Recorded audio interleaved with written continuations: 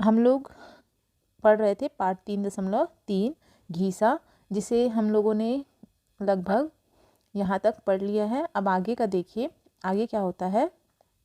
यहाँ तक हम लोगों ने क्या देखा था कि महादेवी वर्मा के पास एक महिला आती है, जिसके पास एक छोटा सा बालक होता है, जिसके साथ एक लड़का भी आता है।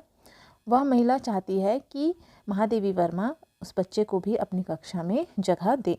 तो देखिए आगे क्या होता है। दूसरे इतवार को मैंने उसे सबसे पीछे अकेले एक ओर दुबक कर बैठे हुए देखा। जो बच्चा था वह पीछे दुबक कर मतलब कि चुपचाप बैठा हुआ था अकेले।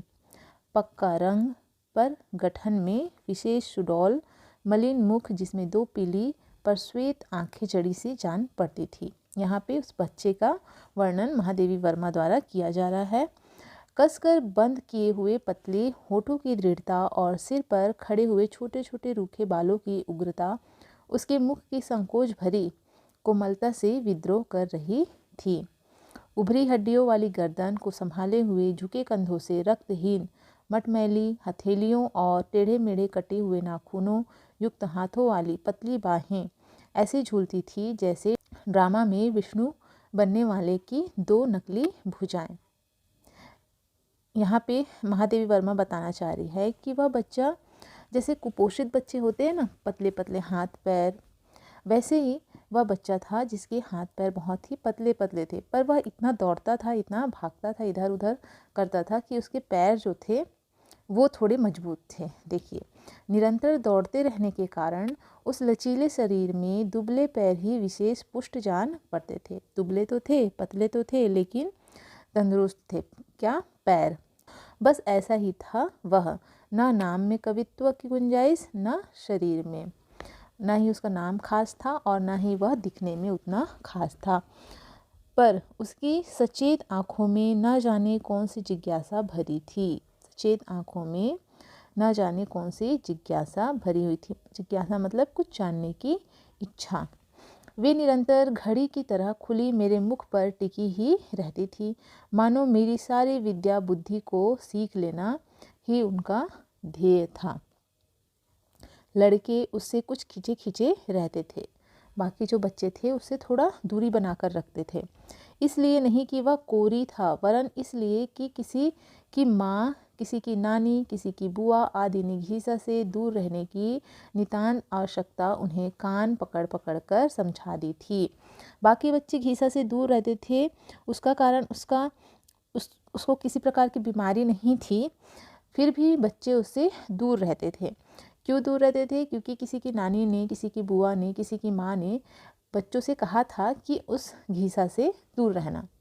यह भी उन्होंने बताया और बताया कि घीसा के सबसे अधिक कुरूप नाम का रहस्य, जो घीसा है उसका नाम आखिर घीसा क्यों पड़ा, यह उन्हें पता चलता है। कैसे पता चलता है?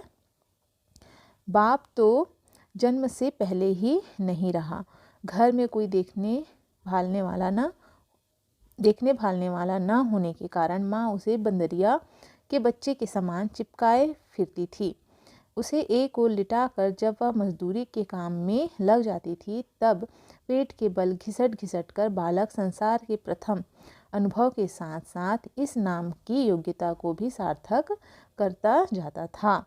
तो बच्चों यहाँ पे देखिए प्रश्न आता है कि घीसा का नाम घीसा कैसे पड़ा, क्यों पड़ा? तो उसका आंसर हम यहाँ से ले सकते हैं, ठीक है, कि घीसा के पिता नहीं थे, तो उसकी माँ को घीसा को अपने साथ काम पर ले जाना पड़ता था। जहाँ वो काम करने जाती थी वहाँ वो घीसा को भी लेकर जाती थी। जैसे बंदरिया अपने बच्चे को चिपकाए रहती ना अपने पास, वैसे ही घीसा की माँ घीसा को अपने पास चिपका कर रखती थी। पर जब वह काम करती थी तो उसे नीचे लिटाकर वह जाती थी। पर जो घीसा था वो थोड़ा बड़ा जब हुआ तो वो क्या करता था, खिसल कर या फिसल कर ज़मीन में चलता था, उसे घिसटना भी कहते हैं। तो इसी से उसका नाम घीसा पड़ गया। फिर धीरे धीरे अन्य स्त्रियां भी मुझे आते जाते रोककर उन अनेक प्रकार की भाव भंगिमा के साथ एक विचित्र सांकेतिक भाषा में घीसा की जन्मजात अयोग्यता का परिचय देने लगी। क्रमशः मैंने उसके नाम के अतिरिक्त और कुछ भी नहीं जाना। तो जितनी भी महिलाएं थी ना, उस गांव में सभी महादेवी वर्मा के पास आती और घीसा के बारे में, उसकी माँ के बारे में, उसके पिता के बारे में कुछ ना कुछ बताकर वो चली जाती थी। पर यहाँ पे महादेवी वर्मा कहती हैं कि उन्हें घीसा के नाम के अलावा और भी कुछ पता नहीं था। घीसा के नाम के अलावा उन्होंने कुछ भी नहीं जाना। ठीक है, आगे देखिए। उसका बाप बड़ा ही अभिमानी था और भला आदमी बनने का इच्छुक।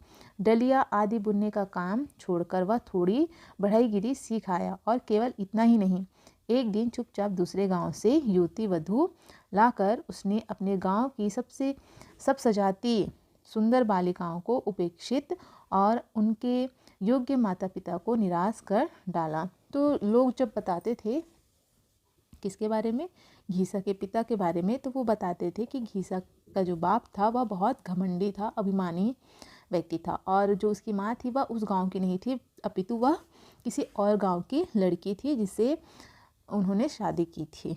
इसलिए गांव के लोगों को वे ज़्यादा पसंद नहीं आते थे। ठीक है, मनुष्य इतना अन्याय सह सकता है, परंतु ऐसे अवसर पर भगवान की असहिष्णुता प्रसिद्ध ही है। असहिष्णुता मतलब होता है असहनशीलता। ठीक है, भगवान की असहनशीलता प्रसिद्ध ही है। इसी से जब गांव के चौखट किवाड़ बनाकर और ठाकुरों के घरों में सफ़ेदी करके उसने कुछ ठाट बाट से रहना आरंभ किया, अच्छे से रहते थे। ठीक है, घीसा के पिता और घीसा की माँ। तब अचानक क्या हुआ कि हैजे के बहाने, मतलब हैजा हो गया उनको और उनका स्वर्गवास हो गया, वहाँ बुला लिया गया, मतलब भगवान के पास वो चले गए, जहाँ ना जाने का बहाना ना उसकी बुद्धि सोच सकी और ना अभिमान। ठीक है, पर स्त्री भी कम गर्वीली ना निकली। ये लोगों की भाषा है ना, लोग किस तरीके से महादेवी वर्मा के सामने प्रस्तुत कर रहे हैं वही यहाँ पे लिखा हुआ है। गर्वीली मतलब कि घमंडी। तो यहाँ पे बता रहे कि घीसा का पिता बहुत अभिमानी था, घमंडी था और उसकी माँ भी बहुत ज़्यादा घमंडी थी।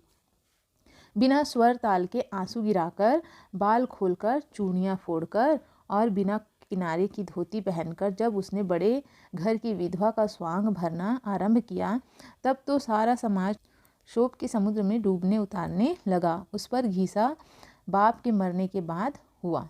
तो जब घीसा की माँ सफ़ेद साड़ी पहनकर, बिना किनारी वाली साड़ी पहनकर जब वह घर से बाहर निकली, अपना जब विधवा होते हैं तो उनका रूप कैसा हो जाता है या तो सभी जानते हैं। तो उस प्रकार से जब वह बाहर निकलती है तो लोग उसे सह नहीं पाते हैं। शोक मतलब होता है खलबली मच जाना या व्याकुलता हो जाना। तो सारा समाज क्या हो गया था, व्याकुल हो गया था उसे देखकर। और उस समय घीसा पैदा भी नहीं हुआ था, वह पिता के गुजरने के बाद होता है।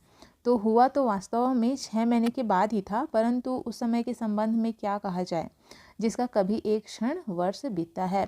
हुआ तो वह 6 महीने के बाद था, पर लोगों के अनुसार वह बहुत देर से हुआ, ऐसा कहा जाता था। और कभी एक वर्ष क्षण हो जाता है, इसीलिए यहाँ पे कहा गया है कि जिसका कभी एक क्षण वर्ष बीतता है और कभी एक वर्ष क्षण हो जाता है। इसी से यदि वह 6 मास का समय रबर की तरह खींचकर 1 साल की अवधि तक पहुँच गया, मतलब लोग उसे उस 6 माह को 1 साल की अवधि बताने लगे। तो इसमें गाँव वालों का क्या दोष।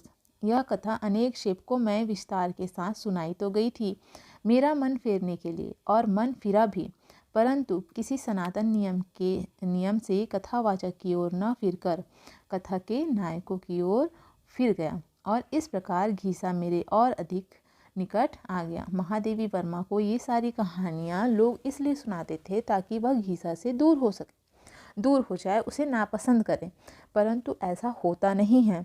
महादेवी वर्मा को घीसा के प्रति और लगाव उत्पन्न देवी वर्मा के मन में घीसा के प्रति और अधिक लगाव उत्पन्न हो जाता है। वह अपना जीवन संबंधी अपवाद कदाचित पूरा नहीं समझ पाया था, परंतु अधूरे का भी प्रभाव उस पर कम न था, क्योंकि वह सबको अपनी छाया से इस प्रकार बचाता रहता था मानो उसे कोई छूत की बीमारी हो। वो दूसरे लोगों से दूर भागता था। कौन? घीसा। पढ़ने, उसे सबसे पहले समझने और उसे व्यवहार के समय स्मरण रखने, पुस्तक में एक भी धब्बा न लगाने, स्लेट को चमचमाती रखने और अपने छोटे से छोटे काम का उत्तरदायित्व तो बड़ी गंभीरता से निभाने में उसके समान कोई चतुर न था। बहुत ही प्रभावशाली वह बालक था, ठीक है, और बहुत ही ज़्यादा पढ़ने लिखने में ध्यान देने वाला बच्चा था। घीसा बहुत ही होशियार था और जिम्मेदार भी बच्चा था। देखो, पढ़ाई लिखाई उसे बहुत पसंद थी, अपनी चीज़ों को संभाल कर रखता था और जो भी काम उसे दिया जाता था उसे समय पर वह पूरा करता था। इसी से कभी कभी मन चाहता था कि उसकी माँ से उसे मांग ले जाऊं। महादेवी वर्मा कहती है कि उसे देखकर ऐसा लगता था, उसके काम को देखकर, कि वो उसकी माँ से उसे मांग ले और अपने पास उसे रख लें, उसके विकास की उचित व्यवस्था कर दूं, मतलब उसकी खाने पीने हर चीज़ की व्यवस्था मैं कर दूं, ऐसा वो सोचती है। परंतु उस उपेक्षित पर मानिनी विधवा का वही एक सहारा था। घीसा की माँ का एकमात्र सहारा कौन था? घीसा ही था। तो वह महादेवी वर्मा ये सोचकर ऐसा नहीं कर पाती है, उसे नहीं मांग पाती है। वह अपने पति का स्थान छोड़ने पर प्रस्तुत न होगी, वह भी मेरा मन जानता था, और उस बालक के बिना उसका जीवन कितना दुर्वह हो सकता है यह भी मुझसे छिपा न था। देखो, अगर महादेवी वर्मा यहाँ पे महादेवी वर्मा कहती हैं कि हो सकता है कि उसे और उसकी माँ को, दोनों को, घीसा और घीसा की माँ को, वह अपने साथ ले जाना चाहती थी, परंतु घीसा की जो माँ है वह अपने पति के स्थान को भी छोड़ना नहीं चाहती थी, उस गांव को नहीं छोड़ना चाहती थी, और न ही महादेवी वर्मा घीसा को उसकी माँ से अलग करना चाहती थी, इसलिए वो ऐसा नहीं कर पाती हैं। फिर 9 साल के कर्तव्यपरायण घीसा की गुरु भक्ति देखकर उसकी मातृभक्ति के संबंध में कुछ संदेह करने का स्थान ही नहीं रह जाना था, और इस तरह घीसा वहीं और उन्हीं कठोर परिस्थितियों में रहा जहाँ क्रूरतम नियति ने केवल अपने मनोविनोद के लिए उसे रख दिया था, और इस प्रकार घीसा उसी गांव में रहता है। शनिश्चर के दिन वह अपने छोटे दुर्बल हाथों से पीपल की छाया को गोबर मिट्टी से पीला चिकनापन दे आता था, ठीक है। शनिश्चर के दिन क्या करता था, वह अपने दुबले हाथों से गोबर से पीपल के पेड़ के नीचे जहाँ पे वो पढ़ाई करते हैं ना, वहाँ पे वो गोबर से लीप देता था। फिर इतवार को माँ के मजदूरी पर जाते ही एक मैले फटे कपड़े में बंधी मोटी रोटी और कुछ नमक या थोड़ा चबेना और डली गुड़ बगल में दबाकर पीपल की छाया को एक बार फिर झाड़ने बुहारने के पश्चात वह गंगा के तट पर आ बैठता और अपनी पीली सतेज आँखों पर क्षीण सांवले हाथ की छाया कर दूर दूर तक दृष्टि को दौड़ाता रहता। जैसे ही उसे मेरी नीली सफ़ेद नाव की झलक दिखाई पड़ती, वैसे ही वह अपनी पतली टांगों पर तीर के समान उड़ता और बिना नाम लिए हुए भी साथियों को सुनाने के लिए गुरु साहब कहता हुआ फिर पेड़ के नीचे पहुंच जाता था। न जाने कितनी बार दोहराए तिहराए हुए कार्यक्रम की एक अंतिम आवृत्ति आवश्यक हो उठती। तो यहाँ पे देखिए, घीसा को महादेवी वर्मा का बहुत बेसब्री से इंतज़ार रहता था। वो जिस जगह पे पढ़ता था उसे गोबर से लीपता था शनिवार को, रविवार को एक बार और कुछ खा पी कर वापस झाड़ने बुखारने चला जाता था, और झाड़ने के बाद, झाड़ू लगाने के बाद वह कहाँ पे चला जाता था? गंगा तट पे चला जाता था, जहाँ से महादेवी वर्मा नाव में आती थी। तो वहाँ पे वह महादेवी वर्मा का इंतज़ार करते बैठता था। वहाँ पे गंगा नदी के तट पर महादेवी वर्मा का वह इंतज़ार करता था। जैसे ही उसको नज़र आती, उनकी नाव आते हुए दिखाई देती, वो तुरंत वहाँ दौड़ते हुए जाता और दूसरे बच्चों को भी यह बताता कि गुरु साहब, जो उनकी शिक्षिका हैं, वह आ रही हैं। ठीक, पेड़ के नीचे डाल पर रखी हुई मेरी शीतल पाटी उतार कर बार बार झाड़ पोंछ कर बिछाई जाती। कभी काम न आने वाली सूखी स्याही से काली कच्चे कांच की दवात, टूटे नीब और उखड़े हुए रंग वाले भूरे हरे कलम के साथ पेड़ के कोटर से निकालकर यथास्थान रख दी जाती, और तब इस विचित्र पाठशाला का विचित्र मंत्री और निराला विद्यार्थी कुछ आगे बढ़कर मेरे सप्रणाम स्वागत के लिए प्रस्तुत हो जाता। जितनी भी पढ़ाने लिखाने की जो सामग्री थी, स्याही, दवात जो भी थे, उसे वहाँ पे जमा कर रख दिया जाता था और महादेवी वर्मा का स्वागत किया जाता था, जैसे एक शिक्षक का स्वागत एक विद्यार्थी करता है। महीने में 4 दिन ही मैं वहाँ पहुँच सकती थी और कभी कभी काम की अधिकता से एक आधे छुट्टी का दिन और भी निकल जाता था।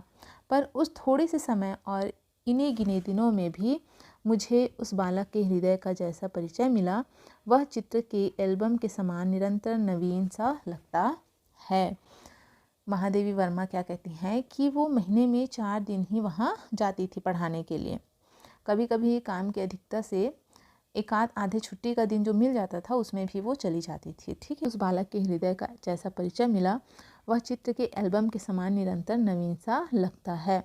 महादेवी वर्मा कहती हैं कि घीसा का जो हृदय है वह बहुत ही कोमल है और उसमें एक नयापन है उसके अंदर, क्योंकि जानने की जिज्ञासा है और वह कुछ ना कुछ नया करता ही रहता था। तो महादेवी वर्मा को घीसा बहुत पसंद था और उसका जो मन था वह हमेशा उसे महादेवी वर्मा को हमेशा उसमें कुछ ना कुछ नयापन दिखाई देता था। मुझे आज भी वह दिन नहीं भूलता जब मैंने बिना कपड़ों का प्रबंध किए हुए ही उन बेचारों को सफाई का महत्व समझाते समझाते थका डालने की मूर्खता की। दूसरे इतवार को सब जैसे के तैसे ही सामने थे, केवल कुछ गंगा जी में मुंह इस तरह धो आए थे कि मैल अनेक रेखाओं में विभक्त हो गया था। कुछ के हाथ पांव ऐसे घिसे थे कि शेष मलिन शरीर के साथ वे अलग जोड़े हुए से लगते थे, और कुछ न रहेगा बांस ना बजेगी बांसुरी की कहावत चरितार्थ करने के लिए कीट मैले फटे कुर्ते घर ही छोड़कर ऐसे अस्थि पंजरमय रूप में आ उपस्थित हुए थे जिसमें उनके प्राण रहने का आश्चर्य है। पर घीसा गायब था। महादेवी वर्मा ने एक दिन सफाई से संबंधित कुछ पाठ उन्हें पढ़ाया था और उनको समझाया था कि हमें साफ़ सुथरे कपड़े पहनने चाहिए, साफ़ सुथरा रहना चाहिए। तो सारे बच्चों ने कुछ ना कुछ कोशिश किया। बेचारे सारे गरीब घर के थे, इसलिए वो अपना अगर कुछ नहीं कर पा रहे थे तो हाथ मुंह को धोकर ही अपनी सफाई कर लिए थे, और कुछ फटे पुराने कपड़े थे उसे ही पहनकर वहाँ फटे पुराने कपड़ों को क्या किया था उन्होंने घर में ही छोड़ दिया था ताकि महादेवी वर्मा उन्हें कुछ कहे ना, और ऐसे ही खुले आ जाते थे। ठीक है, पर वहाँ पे कौन नहीं था? घीसा नहीं था। पूछने पर लड़के कानाफूसी करने का या एक साथ सभी उनकी अनुपस्थिति का कारण सुनाने का आतुर होने लगे। जब उन्होंने पूछा महादेवी वर्मा ने, तो सभी बच्चे कानाफूसी करने लगते हैं या आगे से आगे बताने उसकी अनुपस्थिति का कारण बताने के इच्छुक हो जाते हैं। मतलब आगे से आगे बताना चाहते थे कि आखिर घीसा क्यों नहीं आया। एक एक शब्द जोड़ तोड़कर समझना पड़ा कि घीसा माँ से कपड़ा धोने के साबुन के लिए तभी से कह रहा था। माँ को मजदूरी के पैसे मिले नहीं और दुकानदार ने अनाज लेकर साबुन दिया नहीं। तो बच्चों ने जब महादेवी वर्मा को बताया तो उनको क्या समझ में आया कि घीसा अपनी माँ से कपड़ा धोने का साबुन लेने के लिए कहता है, पर उसकी माँ के पास पैसे तो थे नहीं और जो दुकानदार था वह अनाज के बदले साबुन नहीं दे रहा था। तो देखिए आगे क्या होता है। कल रात को माँ को पैसे मिले और आज सवेरे वह सब काम छोड़कर पहले साबुन लेने गई। अभी लौटी है, अतः घीसा कपड़े धो रहा है, इसीलिए वह वहाँ पे उपस्थित नहीं था। ठीक है, क्योंकि गुरु साहब ने कहा था कि नहा धोकर साफ कपड़े पहनकर आना, इसलिए घीसा अपनी माँ से जिद करता है साबुन लेने के लिए। ठीक है, और अभागे के पास कपड़े ही क्या थे, किसी दयावती का दिया हुआ एक पुराना कुर्ता जिसकी एक आस्तीन आधी थी और एक अंगोछा जैसा फटा टुकड़ा। घीसा के पास कपड़े नहीं थे, बस किसी ने एक कपड़ा दे दिया था फटा पुराना, उसी को वह पहनता था। जब घीसा नहाकर गीला अंगोछा लपेटे और आधा भीगा कुर्ता पहने अपराधी के समान मेरे सामने आ खड़ा हुआ, तब आंखें ही नहीं मेरा रोम रोम गीला हो गया। कपड़ा सूखा नहीं था क्योंकि उसके पास एक ही कपड़ा था ना, उसे ही उसने धोकर पहन लिया था। उस समय समझ में आए कि द्रोणाचार्य ने अपने भील शिष्य से अंगूठा कैसे कटवा लिया था। एक दिन न जाने क्या सोचकर मैं उन विद्यार्थियों के लिए 5-6 सेर जलेबियां ले गई, पर कुछ तोलने वाले की सफाई से, कुछ तुलवाने वाले की समझदारी से और कुछ वहाँ की छीना झपटी के कारण प्रत्येक को 5 से अधिक ना मिल सकी। महादेवी वर्मा क्या लेकर जाती हैं? जलेबी लेकर जाती हैं और सभी बच्चों को लगभग 5 जलेबियाँ मिलती हैं। एक कहता था मुझे एक कम मिली, दूसरे ने बताया मेरी अमुक ने छीन ली, तीसरे को घर में सोते हुए छोटे भाई के लिए चाहिए, चौथे को किसी और की याद आ गई। इस तरह सब जलेबियाँ मांग रहे थे, ठीक है। पर इस कोलाहल में अपने हिस्से की जलेबियाँ लेकर घीसा कहाँ खिसक गया यह कोई नहीं जान सका। एक नटखट अपने साथी से कह रहा था, सार एक ठो पिलवा पाले हैं, ओही का दे बरे गा होई। पर मेरी दृष्टि से संकुचित होकर चुप रह गया, ठीक है। जैसे ही महादेवी वर्मा की नज़र उस पर पड़ी वह बच्चा चुप हो गया। वो क्या बोल रहा था कि उसने एक पिलवा मतलब कि बच्चा पाल रखा है और उसी को खिलाने के लिए वह लेकर गया होगा, क्या, जलेबी। तब तक घीसा लौटा ही, उसका सब हिसाब ठीक था। जलखई वाले छन्ने में 2 जलेबियां लपेटकर वह माई के लिए छप्पर में खोस आया, छप्पर में रख दिया।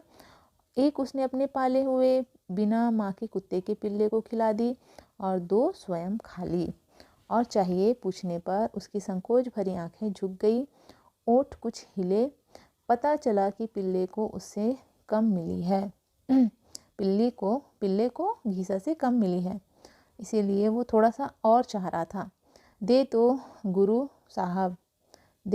साहब पिल्ले को ही एक और दे दे। उसके मन में क्या था, अगर दे तो किसे दे, पिल्ले को ही दे दे। तो इस वीडियो में इतना ही, बाकी हम अगले वीडियो में देखेंगे।